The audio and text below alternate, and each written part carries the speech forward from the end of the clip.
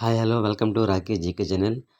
టెన్నిస్లో 4 grand slam tourney ఉంటాయి. ఈ 4 గురించి తెలుసుకుంటే ఏ ఎగ్జామ్లోనైనా ఒక బిట్టు వచ్చే అవకాశం ఉంటుంది. Australian open 2025. ఆస్ట్రేలియన్ ఓపెన్ ప్రతి ఏడాది జనవరిలో జరుగుతాయి.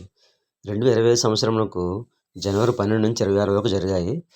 2025 ఆస్ట్రేలియన్ ఓపెన్ విజేత అంటే పురుషుల విజేత Jannik sinner Italy. Australian open మహిళల విజేత Madison keys America. French open 2025.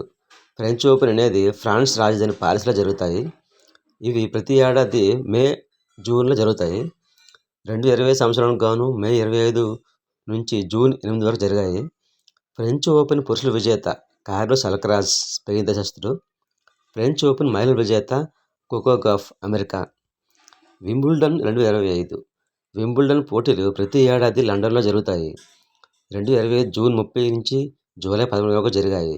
Wimbledon పురుషుల విజేత జానిక్ సిన్నర్ ఇటలీ.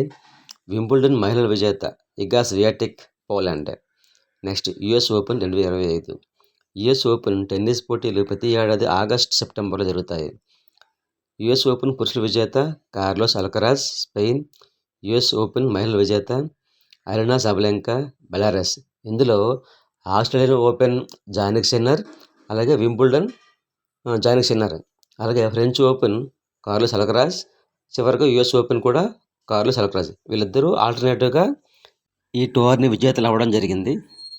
ఇలా ఆల్టర్నేట్గా వీరు గెలిచారు కాబట్టి మనం గుర్తుంచుకోవడానికి ఒక మంచి టిప్ లాగా పనికొస్తుంది అనుకుంటున్నాను. ఈ వీడియో నచ్చితే లైక్ చేయండి, అలాగే నా ఛానల్ సబ్స్క్రైబ్ చేయడం మాత్రం మర్చిపోవద్దు. Thank you.